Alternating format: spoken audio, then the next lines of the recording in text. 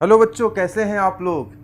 चलिए भाई, पेट का एग्ज़ाम फोड़ दिया आप लोगों ने। अब उसके बाद आप जो है फिर से टेक्निकल पर कंसंट्रेशन लेकर के आ गए हैं और इसी के साथ हम लोग भी उपस्थित हैं आपको पढ़ाने के लिए। आज की जो क्लास है, जो मैं भी क्लास लेने जा रहा हूं, ये मैकेनिकल इंजीनियरिंग स्टूडेंट्स के लिए क्लास है, सिविल के बच्चों के लिए क्लास नहीं है, क्योंकि जो सब्जेक्ट मैं पढ़ाऊंगा वो थर्मोडायनामिक्स पढ़ाऊंगा। गुड आफ्टरनून आलोक जी, गुड आफ्टरनून दीपक। हाँ जी, हाँ जी। अभी जो हम लोग क्लास लेने जा रहे हैं, this class is based on the thermodynamics के मजेदार क्वेश्चंस हम लोग करने जा रहे हैं। और फ्लूइड मैकेनिक्स की क्लास जो सिविल के बच्चे हैं और जो मैकेनिकल के बच्चे हैं, उन सबको मैं बता दे रहा हूं कि मैं फ्लूइड मैकेनिक्स की क्लास शाम को 9 बजे पढ़ाऊंगा, लेकिन वो क्लास आज से नहीं चलेगी, 1-2 दिन बाद में मैं आपको सूचना दे दूंगा। मान के चलिए 1 सितंबर से पहले हम लोग उसको शुरू कर देंगे, या तो 1 सितंबर से शुरू कर देंगे, तो रात के 9 बजे वो क्लास चलेगी। चलिए भाई, तो अभी जो हम लोग काम करने जा रहे हैं वो हमारा काम है फ्लूइड मैकेनिक्स पे, सॉरी थर्मोडायनेमिक्स पे। तो आइए थर्मोडायनेमिक्स के क्वेश्चंस की शुरुआत करते हैं। और एक बार फटाफट सब लोग आप लोग शेयर कर दीजिए लोगों को, ताकि सारे बच्चे जुड़ पाएं। और पहला क्वेश्चन मैंने आपके स्क्रीन पे लगा भी दिया है, ताकि आप जो लोग आ गए हैं वो क्वेश्चंस देखते रहें, जो नहीं आए हैं वो उनको बुला लें, जिनका आना अभी बाकी रह गया है। Good afternoon, good afternoon, good afternoon. हाँ हाँ दीपक, मैकेनिकल गाइस सबको बुला लीजिए भाई, मैकेनिकल वालों आ जाओ। मैं भी मैसेज डाल देता हूँ ग्रुप में।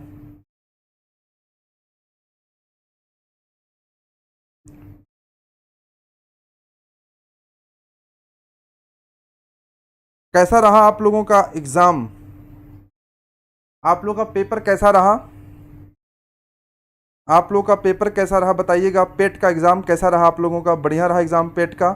पेट का एग्ज़ाम बढ़िया दिया आप लोगों ने, अच्छा स्कोर किया, तो आप अब तैयार हो जाइए थर्मोडायनेमिक्स वाली क्लास के लिए। पेट एग्जामिनेशन में परफॉर्मेंस कैसी रही आप लोगों के? कैसे क्वेश्चंस आए थे, कैसे पेपर आया था? चलिए, ये क्वेश्चन तो बड़ा खतरनाक है। हाँ, खतरनाक नहीं है, आसान क्वेश्चन है, ठीक है ना। सारे खतरनाक क्वेश्चंस को आसान कर दिया जाएगा, बिल्कुल परेशान ना होइए। हमें अच्छे क्वेश्चंस डील करने हैं बच्चों। मैं हमेशा से कहता हूँ, हमें ना अच्छे क्वेश्चंस डील करने हैं। हम उन क्वेश्चंस को लगाएंगे जिन क्वेश्चंस को बच्चे नहीं कर पाते हैं, जिन क्वेश्चंस में कॉन्सेप्ट नीचे समाहित है, लगा हुआ है। हम उन क्वेश्चंस को करके क्या करेंगे? हाँ, आलोक जी का पेपर अच्छा हुआ, पेपर लीक आउट नहीं, कोई लीक नहीं हुआ पेपर। जो पेपर लीक की खबर आप लोग देख रहे हो ना, जो फेसबुक पे चल रहा है, वो कुछ बच्चे होते हैं नालायक टाइप के, वो पेपर लेके भाग जाते हैं, उसी का फोटो खींच करके वो चल रहा है। कोई पेपर लीक वगैरह नहीं हुआ है, ठीक है ना। चलिए बताइए, तो हम लोग बात करना शुरू करते हैं। देखिए, हमारा जो कॉन्सेप्ट होगा, हम लोग क्या करेंगे, हमें थर्मोडायनेमिक्स में हमें ये नहीं करवाना है आपसे कि A part, B part, C part, D part, इससे कुछ नहीं होना है। हमें थर्मोडायनेमिक्स आपको ना सवालों के माध्यम से आपको सिखाना है। क्वेश्चंस की सहायता से हमें थर्मोडायनेमिक्स में आपको एक्सपर्ट बनाना है। और एक्सपर्ट आप तब बनते हो जबकि आप जो है अच्छे क्वेश्चंस ट्राई करते हो। तो पहले क्वेश्चन का आंसर कुछ लोग बताना शुरू कर दिए हैं। बताइए पहले क्वेश्चन का आंसर क्या होगा? The Kelvin temperature of system can be measured by, it can be measured by constant volume gas thermometer. पहले का आंसर है C part. The first question का आंसर होगा सी पार्ट।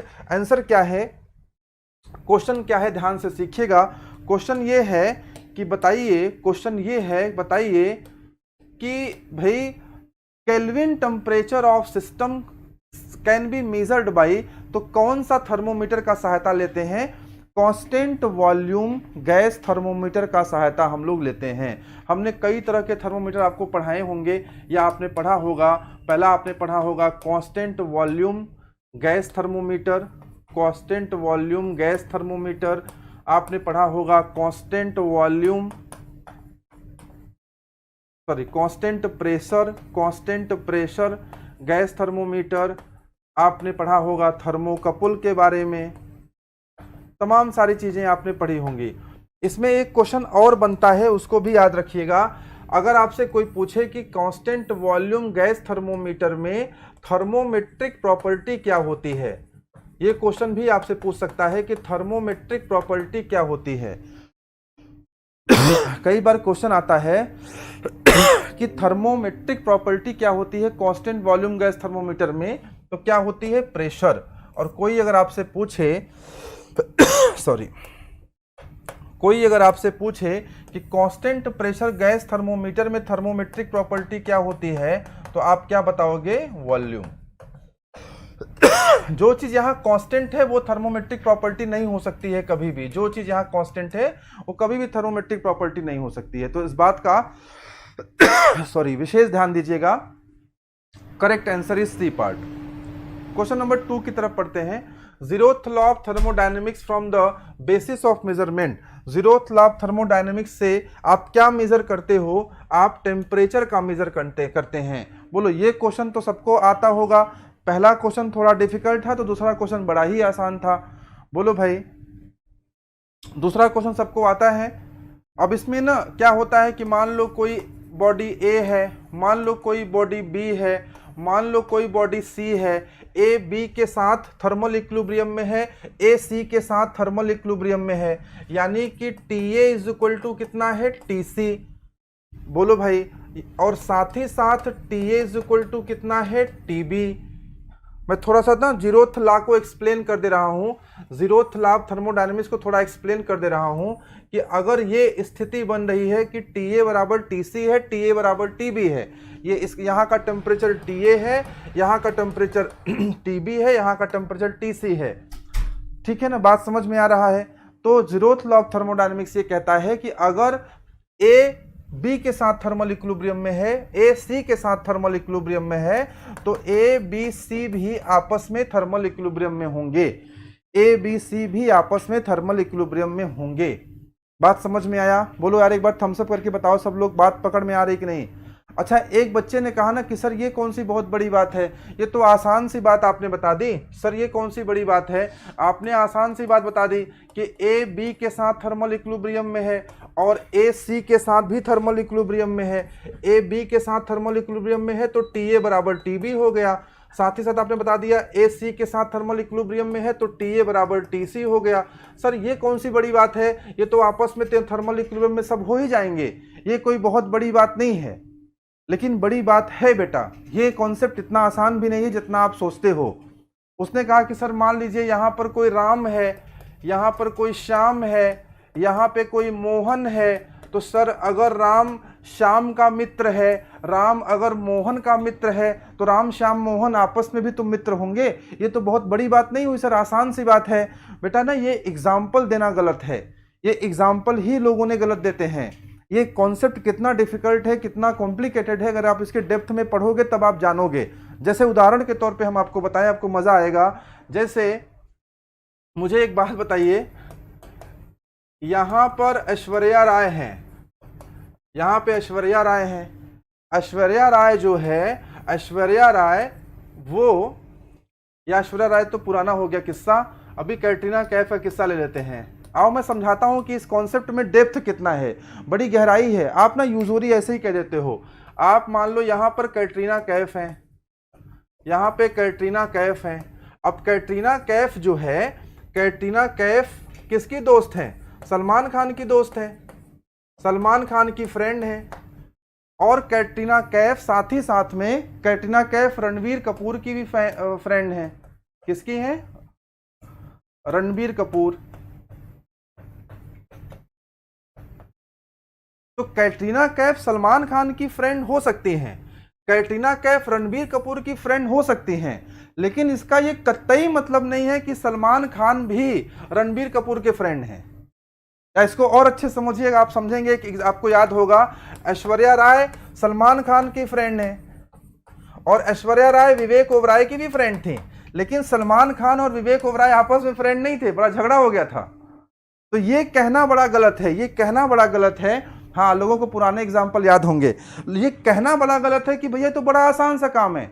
आसान सा काम नहीं है, जब आप उसमें डेप्थ में जाओगे तो there are so many complications.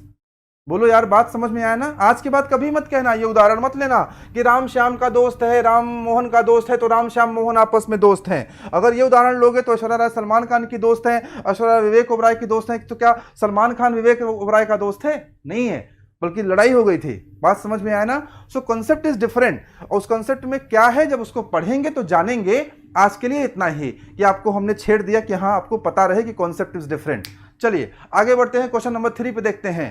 The standard fix point of thermometry is, it is very important question, खास तौर पे ना स्टेट एग्जामिनेशन में, खास तौर पे जैसे स्टेट के जो जेई लेवल के एग्जामिनेशन है, जो एई लेवल के एग्जामिनेशन है, इसके अलावा जितने पीएसयूज के एग्जामिनेशन हैं, उन सब एग्जामिनेशन में ऐसे क्वेश्चन की भरमार लगी होती है। बोलो मजा आया ना भाई, मजा आया कि नहीं?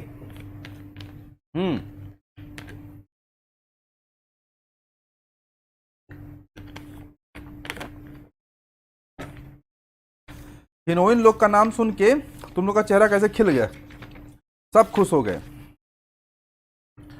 हाँ सब खुश हो गए हीरोइन लोग का नाम सुन के। पढ़ाई करो तभी हीरोइन आएगी तुम्हारे जिंदगी में, नहीं बस खाली खुशी होते रहोगे। चलो क्वेश्चन नंबर 3 का आंसर क्या होगा बताइए।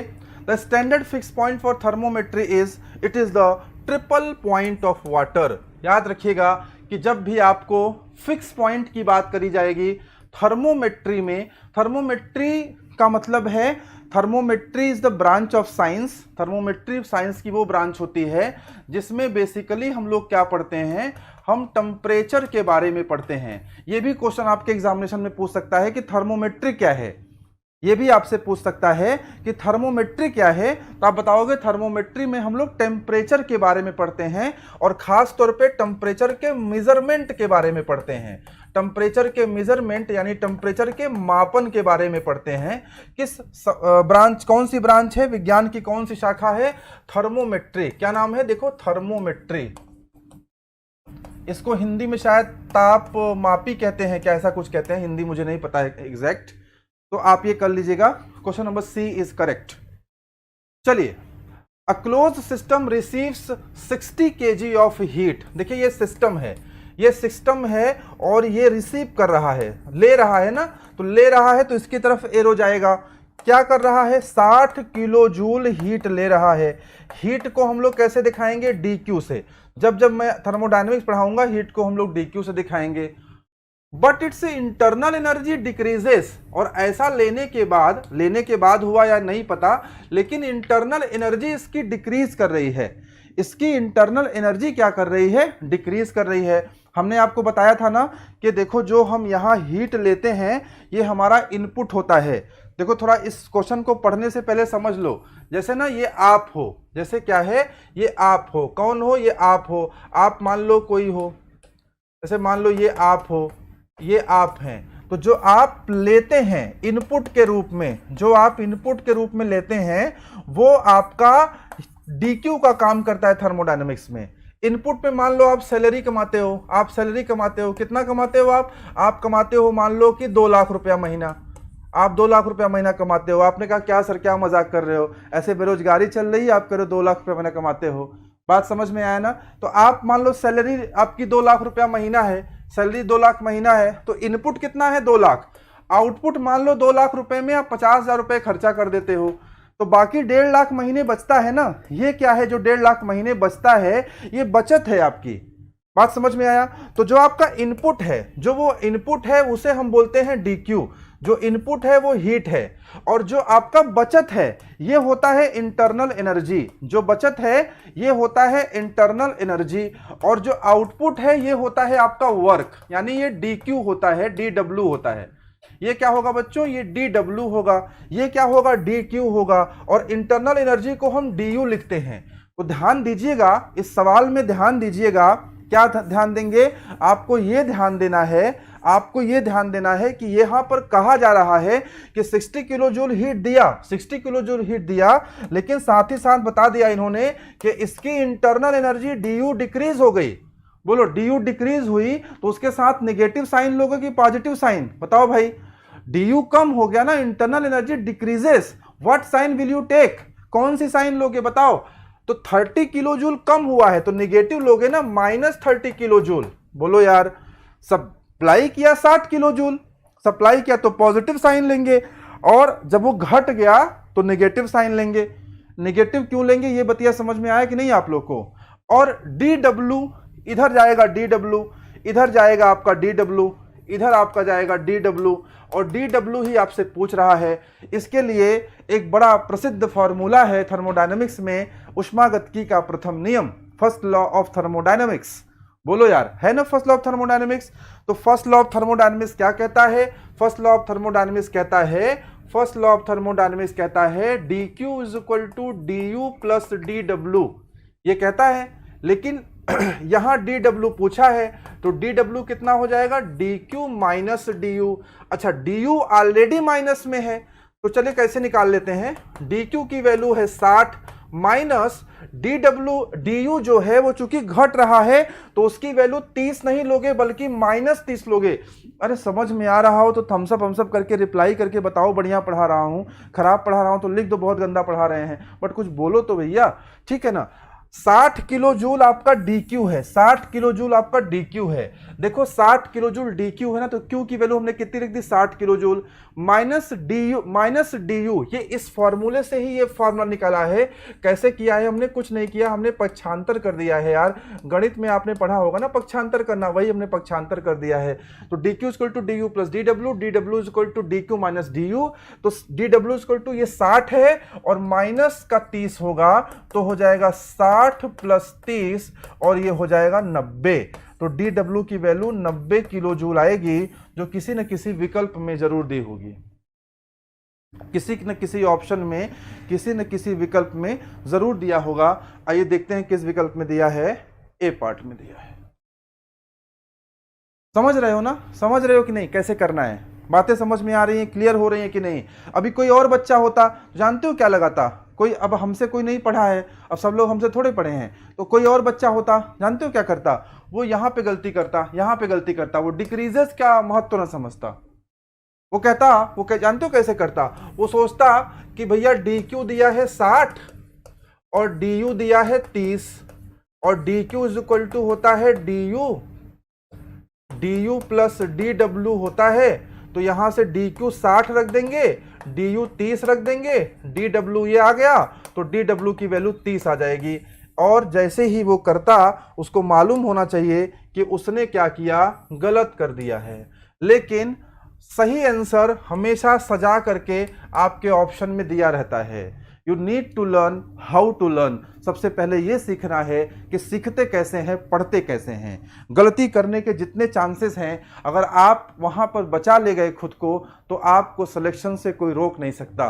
और अगर आप गलतियों की भंवरधाराओं में, एडीज फॉर्मेशन में अगर आप निपट गए, तो फिर आप निपट गए। जो अच्छा बच्चा है, जो मेरा भाई है ना, इस सवाल से वो ये नहीं सीखेगा कि सवाल लगा कैसे, वो ये सीखेगा कि सवाल में गलती करने का चांस कहां था। जो रियली जो सही शार्प लड़का है ना, वो इस सवाल के ना, इस वाले कॉन्सेप्ट पे बहुत नहीं जाएगा। वो तो ठीक है, सर ने समझा ही दिया, वो इस पे जाएगा कि हम गलती कहां कर सकते थे, हम ये मिस्टेक कर सकते थे और सर ने हमें मिस्टेक करने से बचा लिया। एग्री करते हैं कि नहीं? सहमत हैं कि नहीं आप मेरी बात से? अगर आप मिस्टेक करने से बच गए तो आपका समझिए फिर कल्याण हो गया, आप अच्छा कर ले जाओगे। और आपने मिस्टेक कर दिया तो फिर आपका गड़बड़ हो गया। बात पकड़ पा रहे हो ना? चलिए आगे बढ़ते हैं। कमेंट सेक्शन को जरा लाइव रखिए।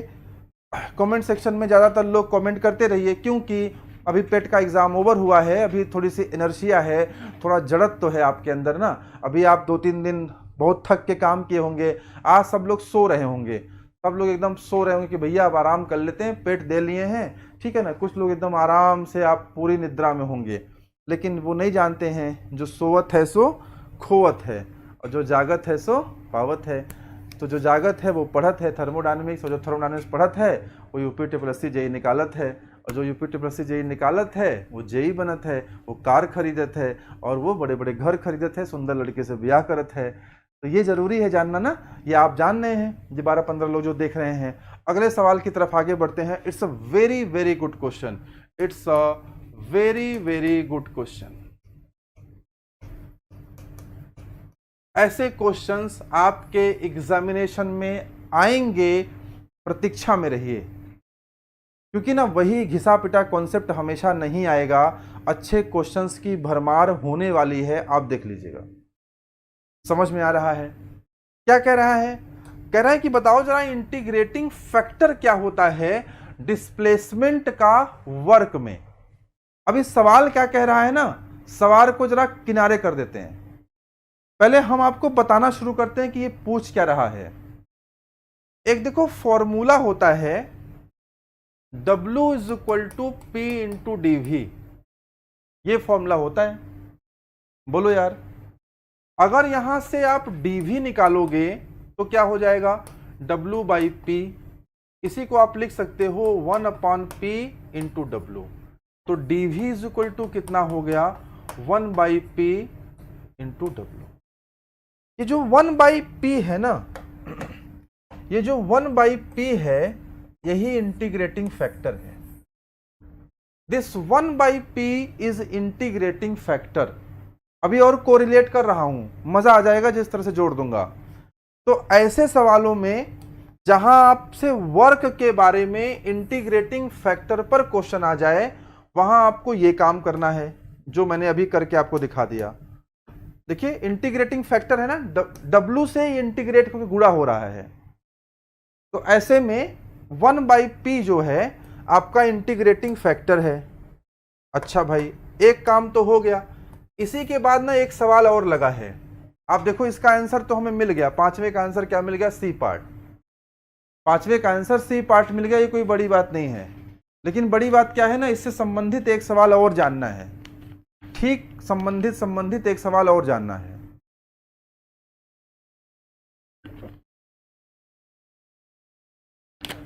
कौन सा सवाल जानना है? जहां जहां बेटा हीट की, वर्क की बात हो ना, कहीं भी जहां जहां वर्क की बात हो, वहां वहां आप ना एक आदत डाल लो, वहां वहां आप एक आदत डाल लो कि वहां वहां आप हीट की बात जरूर किया करो। थर्मोडायनेमिक्स पढ़ना है ना, तो कनेक्ट हो करके पढ़ना सीखो। हाँ, कौन सा मैंने गड़बड़ लगा दिया क्या यार? हाँ हाँ, गड़बड़ लगा दिया। It should be B part ना, पढ़ाया सही लगाया गलत, ठीक है।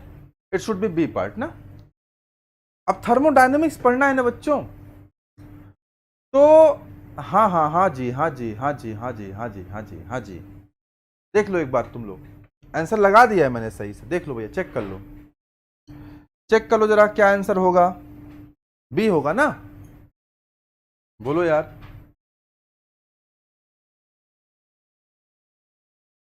बल्कि आप यहां पे DW लिख सकते हो, और अच्छे बच्चे हो तो DW लिख देना, DW। हाँ भैया, बी कर दिया, बी कर दिया, गलती से लिख दिए थे, माफी चाहते हैं। आता है हमको, हमको आता है, गलती से लिख दिए थे।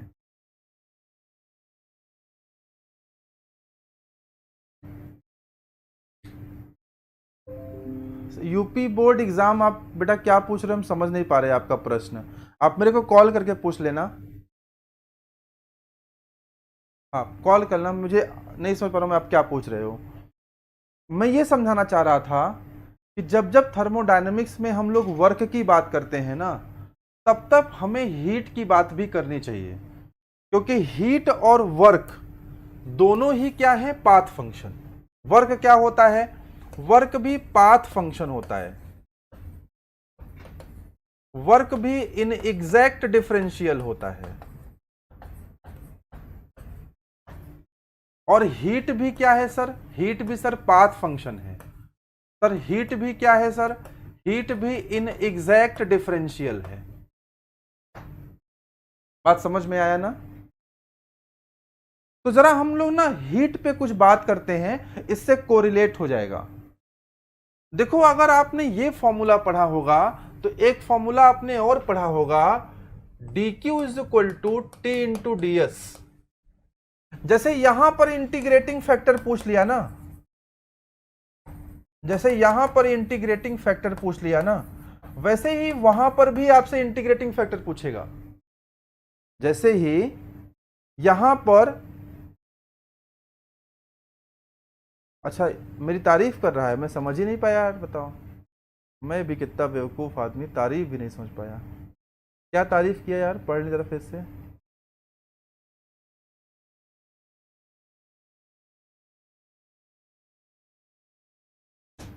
सर जो आप पढ़ाए हैं वो प्योरे पूरे यूट्यूब पर नहीं। ओहो, thank you thank you thank you thank you. ठीक है ना, हम जो पढ़ाएं, हमारे जैसा टीचर आपके जैसा स्टूडेंट दोनों कहीं यूट्यूब पे नहीं है। हम लोग एकदम टॉप पे चल रहे हैं और हम टॉप पे चलेंगे और हम एग्ज़ाम भी क्रैक करेंगे। एमएमसीएन ही एग्ज़ाम क्रैक करेगा।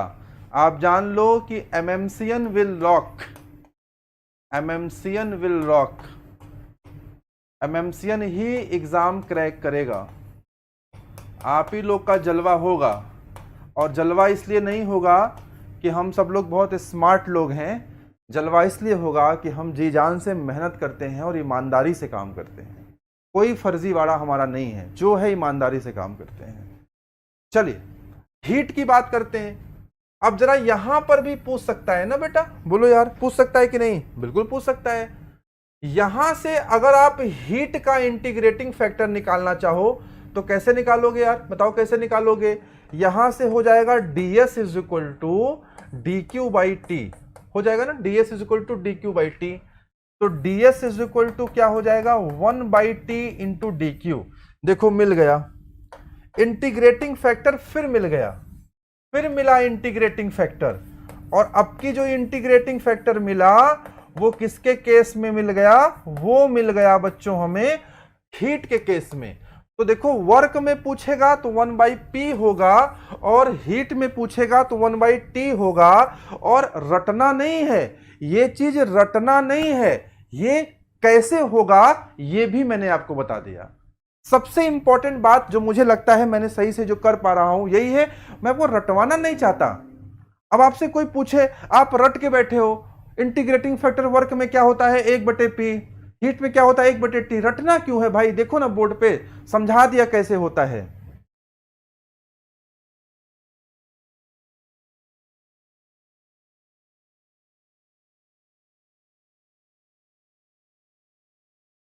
जी जी जी जी, मेरी ब्लेसिंग्स हमेशा आप लोग के साथ है भाई।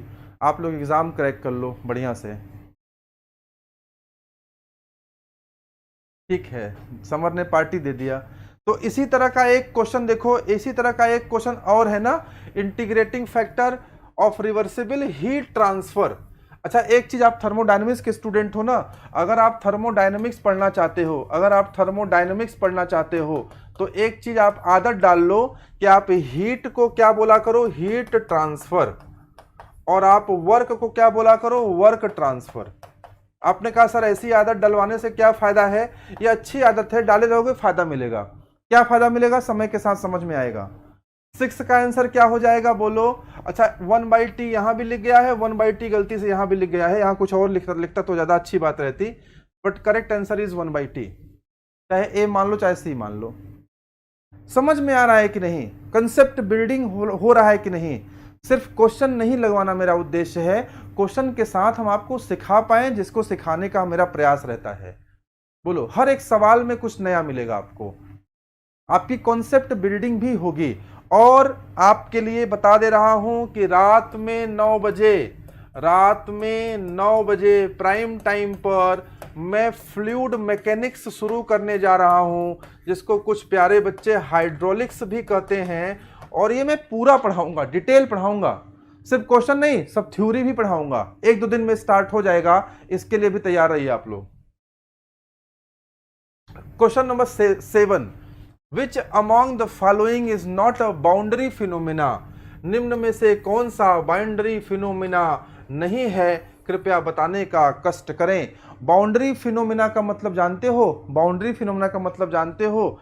बाउंड्री फिनोमिना का मतलब जानते हो? ये बाउंड्री होती है ना, ये सिस्टम है, ये सिस्टम है, ये सिस्टम है। मान लो ऐसी फिनोमिना जो बाउंड्री पे अकर होती है उसे बाउंड्री फिनोमिना कहते हैं। बाउंड्री मतलब, बाउंड्री पे आप कब होते हो? अपने घर की बाउंड्री पे कब होते हो आप बताओ?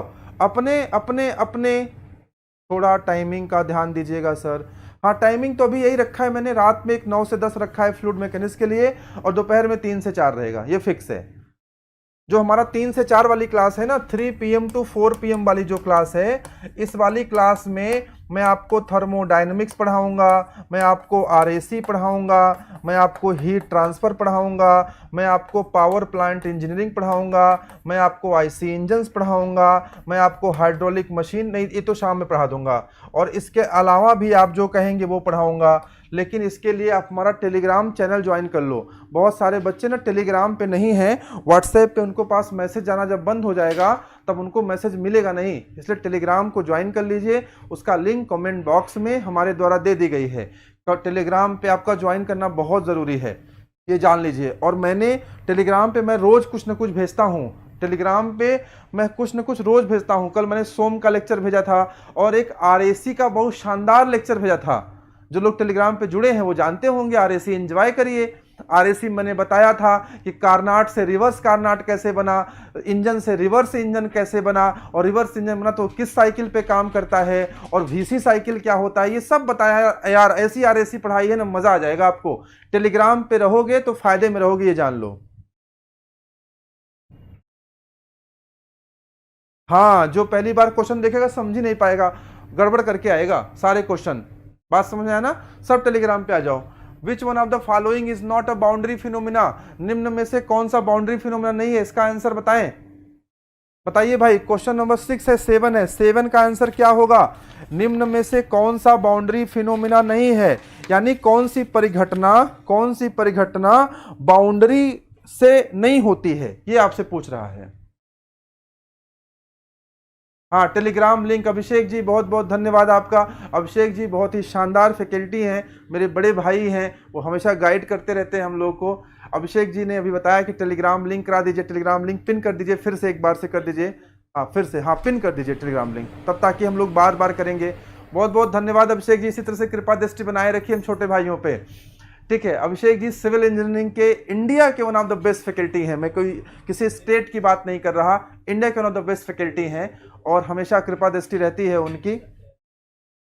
ठीक है, टेलीग्राम लिंक को पिन कर दीजिए ताकि बच्चा तुरंत ज्वाइन कर ले उसको। ठीक है, टेलीग्राम पे जल्दी जल्दी आइए आप लोग, वहां मैं बहुत सारी चीजें भेज रहा हूं। सोम का लेक्चर मैंने भेजा, आरएसी का भेजा, वीसी साइकिल पे भेजा, रिवर्स कारनाट साइकिल पे भेजा, there are so many things. आप वहां आओगे बहुत फायदे में रहोगे। वहां पे नोट्स जाएगा, टेस्ट के बहुत सारे पेपर्स जाएंगे, मेरे लिखे हैंड रिटन नोट्स दूंगा मैं। आरएसी का पूरा हैंड रिटन नोट्स टेलीग्राम पे दूंगा, पूरा टॉपिक वाइज, आपको आनंद आ जाएगा। बात समझ में आया ना? चलिए, क्वेश्चन नंबर 7 का आंसर बताइए। देखिए, वर्क ट्रांसफर क्या है बताइए। वर्क ट्रांसफर तो भैया बाउंड्री फिनोमिना है। हीट ट्रांसफर क्या है भैया? बाउंड्री फिनोमिना है। मास ट्रांसफर क्या है? बाउंड्री फिनोमिना है। केवल टेम्परेचर ऐसी चीज है जो बाउंड्री फिनोमिना नहीं है। केवल और केवल टेम्परेचर ऐसी चीज है जो बाउंड्री फिनोमिना नहीं है। तो 7 का आंसर क्या आएगा? डी पार्ट आएगा।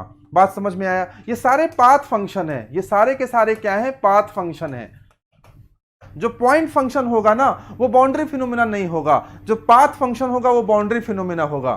बात समझ में आ रहा है? चलिए अगले क्वेश्चन की तरफ आगे बढ़ते हैं। क्वेश्चन नंबर 8 बहुत ही शानदार क्वेश्चन है, पीएसयू का क्वेश्चन है, गेट का क्वेश्चन है। पीएसयू में भी आया है, गेट में भी आया है, शायद एससी में भी आया है, या तो कहीं न कहीं तो पूछा है। बहुत बढ़िया क्वेश्चन है। धन्यवाद धन्यवाद अभिषेक जी। क्वेश्चन नंबर 8 बहुत ही शानदार क्वेश्चन है।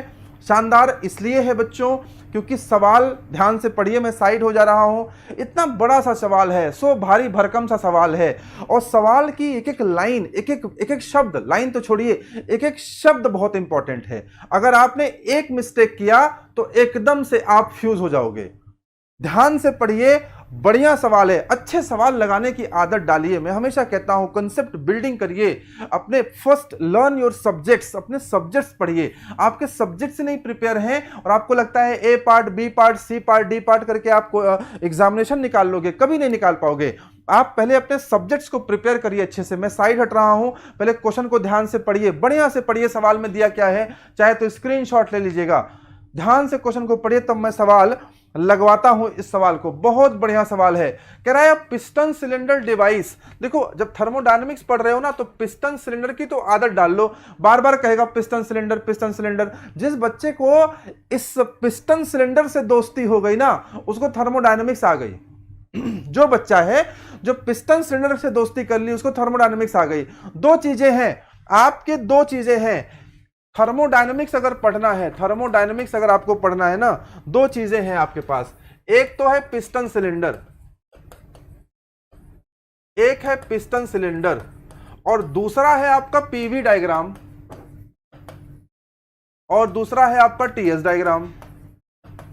अगर आपको ये आ गया, इसकी समझ आ गई ना, आप थर्मो के बेस्ट टीचर बन गए। तो स्टूडेंट तो छोड़ो, टीचर बन गए आप, अगर ये आपने सीख लिया तो। ये नहीं आता तो फिर बेकार है सब। चलो आते हैं जरा, यहां पे देखो क्या कह रहा है कि कोई पिस्टन सिलेंडर डिवाइस है। इस सवाल को लगाया आप लोगों ने, कोई आंसर बताएगा? बताओ, कोई आंसर बताओ जरा, कोई आंसर बताओ, सवाल कैसा है भाई ये?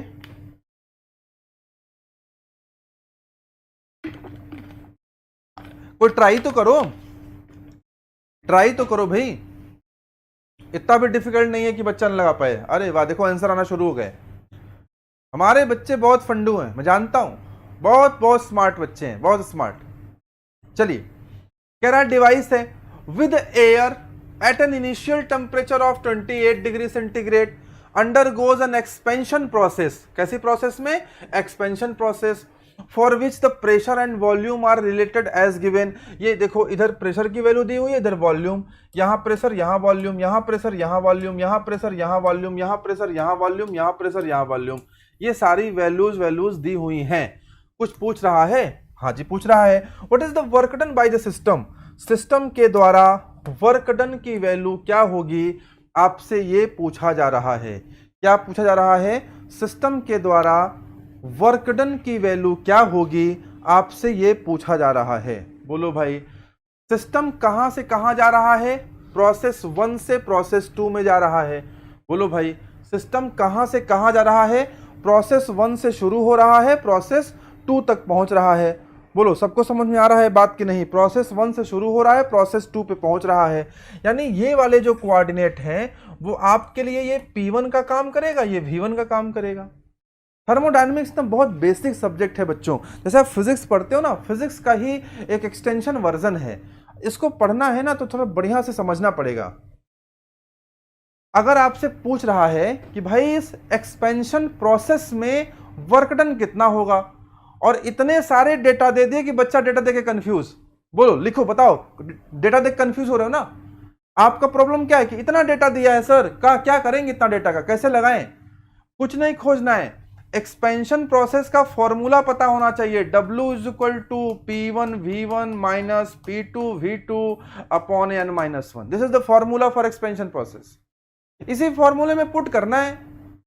P1 V1 की वैल्यू यहां से मिलेगी। अरे भैया 1 से 2 पूछ रहा है ना, आपको सारे डेटा की जरूरत ही नहीं ना, आपको सारे डेटा की जरूरत नहीं ना है। ये है आपके काम का, ये है आपके काम का, बीच वाले किसी काम के नहीं है। क्या करोगे आप लेके? P1 V1 minus P2 V2 upon n minus 1। समझ रहे हो ना? तो बताओ P1 की वैल्यू कितनी है? P1 की वैल्यू है 100। V1 की वैल्यू कितनी है? V1 की वैल्यू है 0.1। बोलो यार, सही कर रहा हूं कि नहीं? मैं गलत तो नहीं कर रहा हूं? बताना तुम ही लोग बताते हो सही से मुझे। और P2 की वैल्यू कितनी है? P2 की वैल्यू है कितनी है? 15 गुणित 0.4 और n-1। n की वैल्यू एयर के लिए रखोगे, एयर के लिए वैल्यू हो जाएगी 1.4। तो 1.4 में से 1 माइनस करोगे तो वो हो जाएगा 0.4। सॉल्व कर लेना। जब ये सॉल्व करोगे तो क्या आएगा? बोलो क्या आएगा? ये वैल्यू 10 आएगी। ये 15 छक्का 90, कितना हो जाएगा? 15 छक्का 90, अच्छा 15 चौका 60, यानी ये 6 हो जाएगा। और बटे ये 0.4 हो जाएगा, ये 4 आ जाएगा, ये 0.4 हो जाएगा। यानी मुझे लगता है 10 किलो जूल इसका आंसर आना चाहिए। The correct option is B part. अरे समझ में आया कि नहीं? मजा आया कि नहीं? इतना भारी भरकम सवाल, इतना बड़ा सवाल कितने आसानी से निकला। जब तक इस सवाल को सब लोग नहीं समझ लेंगे मैं आगे नहीं बढ़ूंगा। हर एक बच्चा कमेंट करके बताए, ईच एंड एवरी वन, जितने लोग वॉच कर रहे हैं मेरा वीडियो, प्लीज कमेंट करके बताइए ये सवाल समझ में आया कि नहीं। बाकी सवालों को छोड़िए, ये आया कि नहीं समझ में। हाँ, बलराम कुमार योद्धा, क्या हालचाल है आपका? बलराम बिहार से हमारी क्लासेस करते हैं। कैसे हैं बलराम? सवाल समझ में आया आपको? बताइए। ये सवाल देखिए, हमें क्या करना है ना, हमें एक्सपेंशन प्रोसेस को देखना है। तो प्रोसेस 1 से शुरू होता है और प्रोसेस कहां समाप्त होता है? 2 पे समाप्त होता है। प्रोसेस 1 से शुरू होता है और कहां समाप्त होता है, 2 पे समाप्त होता है। तो हमने 1 के कोऑर्डिनेट ले लिए, हमने 2 के कोऑर्डिनेट ले लिए। अरे यही तो सिखाए थे आपको, यही तो सिखाए थे कि पॉइंट 1 यहां है, पॉइंट 2 यहां है। पॉइंट 1 को हम लोग क्या नाम देंगे, हम लोग स्टेट 1 नाम देंगे। पॉइंट 2 को क्या नाम देंगे, स्टेट 2 नाम देंगे। और स्टेट 1 से स्टेट 2 तक जब आप जाते हो तो इसी को हम लोग क्या बोलते हैं सर, प्रोसेस बोलते हैं सर। क्या बोलते हैं सर, प्रोसेस बोलते हैं। तो जो भी प्रोसेस है, ये एक्सपेंशन प्रोसेस है, जो भी प्रोसेस है, इस प्रोसेस में जो भी चीज निकालनी है तो एक सेट ऑफ कोऑर्डिनेट यहां का चाहिए, एक सेट ऑफ कोऑर्डिनेट यहां का चाहिए। यानी यहां हमें देखना पड़ेगा P1 की वैल्यू कितनी है, V1 कितना है, T1 कितना है, H1 कितना है, S1 कितना है, ये सब देखना पड़ेगा। यहाँ पे हमें P2 देखना पड़ेगा, V2 देखना पड़ेगा, S2 देखना पड़ेगा, H2 देखना पड़ेगा। कुछ भी हमें एनालिसिस करनी है ना तो ये सब हमको देखना पड़ेगा। हमें वर्क निकालना था तो हमने P1 V1 P2 V2 देख लिया। टेलीग्राम चैनल पे बलराम आप ज्वाइन कर लो। टेलीग्राम चैनल पे मैं आरएसी के हैंड रिटन नोट्स डालने वाला हूं चैप्टर वाइज। और वो नोट्स ऐसा है ना, मेरा जो नोट्स है वो ऐसा है कि जो पढ़ लेगा उसको टीचर की जरूरत नहीं पड़ेगी। उसमें ऐसे लिखा है, जानते हो कैसे लिखा है, ऐसे लिखा है कि कारनाट साइकिल पे तो कारनाट इंजन काम करता है, फिर रिवर्स कारनाट साइकिल पे क्या काम करेगा, तो भैया रिवर्स कारनाट इंजन काम करेगा। ऐसे लिखा है तो भैया रिवर्स कारनाट इंजन काम करेगा। फिर लिखा है अच्छा तो फिर हमको रिवर्स कारनाट इंजन से क्या बनाएंगे, भैया हमको ना एसी बनानी है, फ्रीज बनानी है, भैया हमको आरएसी पढ़ना है तो भैया हम वीसी साइकिल बनाएंगे। मतलब इतना डिटेल लिखा है और इतने ऐसे लैंग्वेज में लिखा है और हिंदी इंग्लिश मिक्स भी कुछ लिखा है। बहुत काम की चीज़ है। टेलीग्राम ज्वाइन करोगे वहीं भेजूंगा और कहीं नहीं भेजूंगा। और जितने लोग व्हाट्सएप पे हैं सब टेलीग्राम पे आओ, एक ही जगह लिंक भेजूंगा, बार बार लिंक नहीं भेज पाऊंगा। बात समझ पा रहे हो कि नहीं?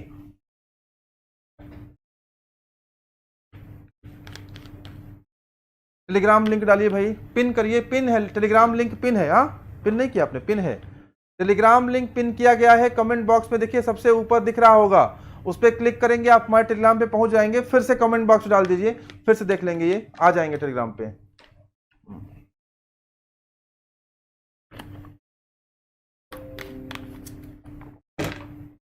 अपडेटेड रहिए हमसे, बहुत बेनिफिट रहेगा आपका। जो पढ़ाऊंगा अच्छे से करा दूंगा, फर्जी वाला काम नहीं करूंगा। Question number 9, work done is 0 for the following process. ये क्वेश्चन कोई बच्चा देखता है, कोई बच्चा देखता है, कितना बढ़िया question, it's a beautiful question, it's a beautiful question, it's a beautiful question. ये क्वेश्चन कोई बच्चा देखता है, कोई बच्चा। क्या क्या क्या लिखा है, लिखा है कि भैया वर्क डन 0 कहां होता है। अब सब बच्चे की ना समझ अलग अलग है, क्योंकि सब बच्चे ने अलग अलग मार्ट साहब से पढ़ा है, सब बच्चे को अलग अलग मार्ट साहब ने पढ़ाया है, तो सब मार्ट साहब अपना अलग अलग बताए रहते हैं। कोई बच्चा जल्दीबाजी में है तो वो इसको 0 कर देगा, कोई इसको 0 कर देगा, कोई इसको 0 कर देगा, जबकि वर्क डन सब में 0 होता है। कांस्टेंट वैल्यू में 0 क्यों होता है कि W बराबर होता है P इंटू डी। और अगर वॉल्यूम कांस्टेंट है, अगर वॉल्यूम कांस्टेंट है तो dV की वैल्यू कितनी हो गई, 0, और dV 0 हुआ तो W 0 हो गया। बोलो यार, फ्री एक्सपेंशन की तो पहचान ही है कि इसमें W 0 हो गया, इसमें 0 होता ही W। अगर आपको फ्री एक्सपेंशन समझना है तो मेरे YouTube के प्लेलिस्ट में जाइएगा। हाँ पहली नजर में फ्री एक्सपेंशन भी जाता है, दीपक सही कह रहा है, बी आंसर लगा लोग चले आएंगे घर, काम हो गया उनका, एक नंबर चला गया, -1/4 हो गया, गलती करके आ गए। फ्री एक्सपेंशन के बारे में डिटेल जानना है तो हमारे प्लेलिस्ट में जाइए, थर्मोडायनेमिक्स में मैंने पढ़ाया है, फ्री एक्सपेंशन डिटेल किया है, इतना पूरा डिटेल पढ़ाया कि उससे ज़्यादा कहीं कुछ नहीं है। गेट आईएएस चाहे जो दे दीजिए। रोहित आज लेट आया, कहाँ थे रोहित अभी तक? थ्रॉटलिंग में 0 होता ही है, तो इसका आंसर क्या हो जाएगा, ऑल ऑफ द एबव। ये देखो, अब फ्री एक्सपेंशन की भी बात कर रहे थे, नाम लिया शैतान हाजिर, फ्री एक्सपेंशन ही आ गया, क्वेश्चन ही आ गया पूरा। बताओ फ्री एक्सपेंशन में क्या क्या 0 होता है, बताओ। अब आओ, चलो फ्री एक्सपेंशन पे बहुत बात कर रहे थे तुम लोग। हाय सर, हाय सर, हाँ रोहित सर बताइए सर, गुड आफ्टरनून सर। कहाँ थे रोहित सर आप? अभी अभी लेट आए हैं आप। पेट का एग्जाम कैसा हुआ आपका सर, बताएं सर।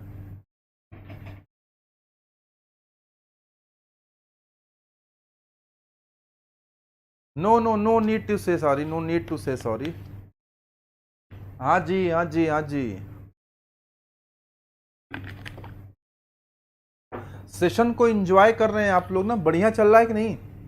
कोई समस्या हो तो बताइएगा। सब अपने लोग ही हैं यहाँ पे, कोई बाहरी नहीं है, तो अपना परिवार जैसा माहौल है यहाँ। तो बताइएगा, कोई समस्या हो तो कमेंट बॉक्स में खुल के लिख सकते हैं। हाँ, गाली वाली मत लिखिएगा, बाकी जो दिक्कत हो आप लिख सकते हैं।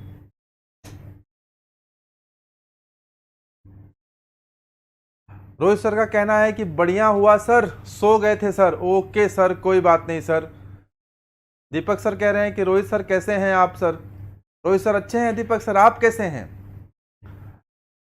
रोहित सर बढ़िया है। दीपक सर आप कैसे हैं बताइए। फ्री एक्सपेंशन में क्या होता है? अरे फ्री एक्सपेंशन में W0 होता है, बताओ DW0 हो गया। और फ्री एक्सपेंशन में किसी प्रकार का कोई हीट ट्रांसफर नहीं होता, आइसोलेशन होता है, समझे बात को ना, इंसुलेशन होता है, सॉरी।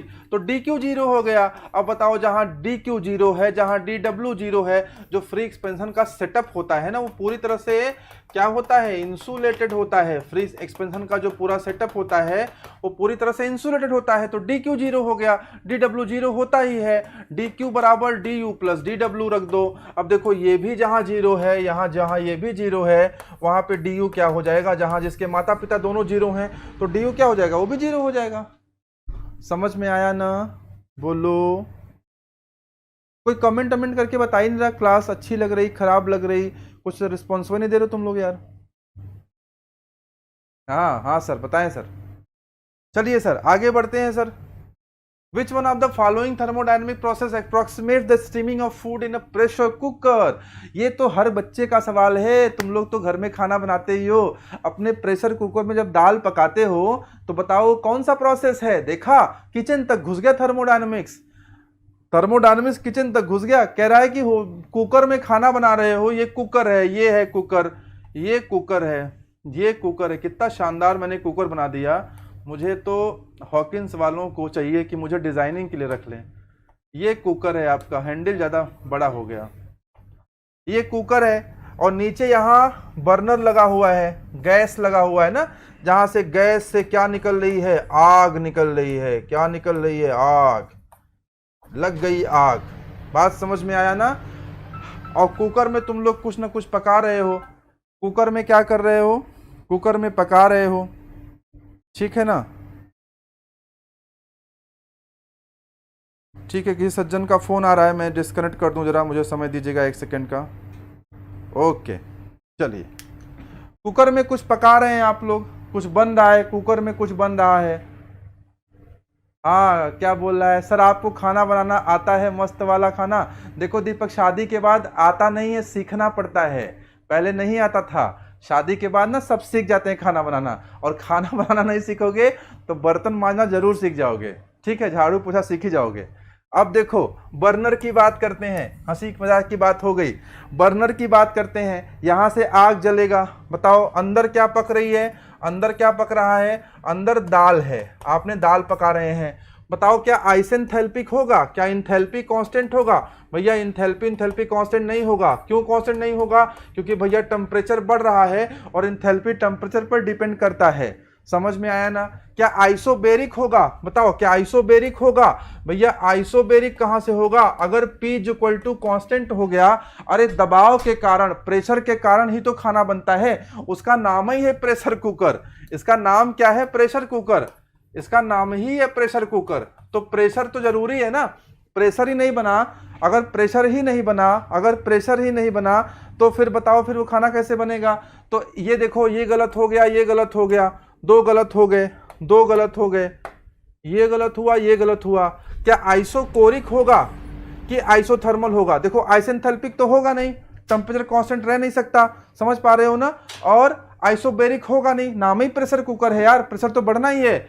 और आइसोथर्मल अगर हो गया तो टेम्परेचर नहीं बढ़ेगा, और टेम्परेचर नहीं बढ़ेगा, नीचे से आग लगा रहे हो, तापमान नहीं बढ़ा, अगर टेम्परेचर नहीं बढ़ा तो खाना कैसे पकेगा? क्या होता है? आइसोकोरिक। आइसोकोरिक मतलब वॉल्यूम नहीं बढ़ता है, जो भी वॉल्यूम है वो वॉल्यूम फिक्स रहता है। भाई आप 3 लीटर का कुकर लेके आए हैं और आपके 4 दोस्त एक्स्ट्रा आ गए, तो क्या कुकर 5 लीटर का थोड़े हो जाएगा? उसका वॉल्यूम तो फिक्स ही रहेगा ना।